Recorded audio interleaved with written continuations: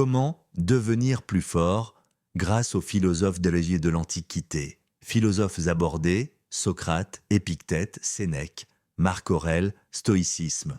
Objectif, aider les spectateurs à développer une mentalité plus forte grâce aux enseignements des philosophes antiques. Et si je te disais que la clé pour être plus fort mentalement se trouvait dans des textes vieux de plus de 2000 ans? Des idées qui ont résisté au temps et qui sont plus que jamais d'actualité dans notre monde chaotique.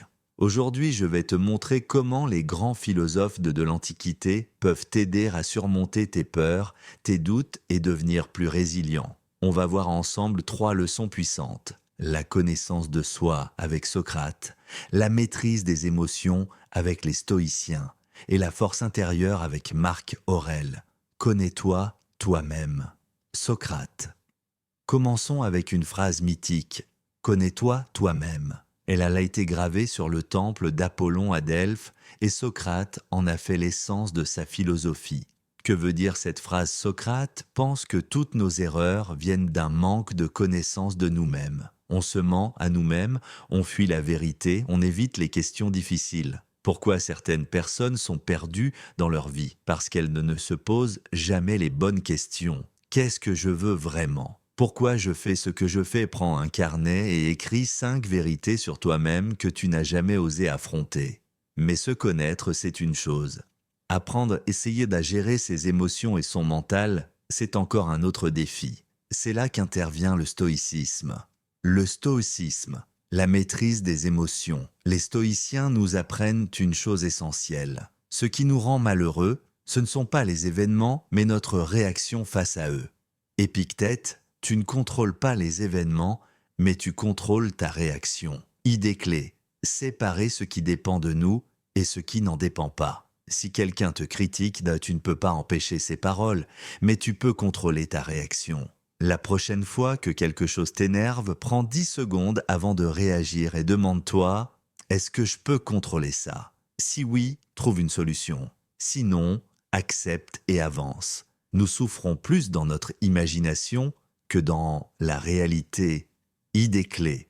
On passe notre temps à anticiper le pire, alors que 90% de nos peurs n'arrivent jamais. La peur de l'échec, du jugement des autres. Fais une liste de tes plus grandes peurs et demande-toi, que se passerait-il vraiment si ça arrivait? Tu verras que rien n'est insurmontable.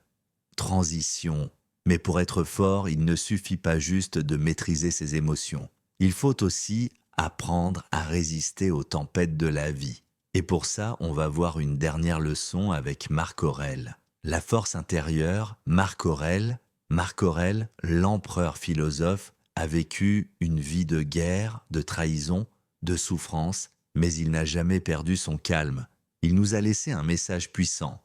Sa philosophie transforme chaque obstacle en opportunité. Au lieu de se plaindre, utilisez chaque difficulté pour progresser. Un échec en business, une opportunité d'apprendre, une rupture amoureuse, une chance de se reconstruire plus fort. À chaque problème que tu rencontres, pose-toi cette question. Comment puis-je tirer un enseignement positif de cette situation? Alors, retenons 3 choses. 1. Se connaître pour éviter les erreurs. 2. Apprendre à maîtriser ses émotions pour être plus fort mentalement. 3. Transformer chaque obstacle en opportunité. Dites-moi en commentaire, quel philosophe vous inspire le plus?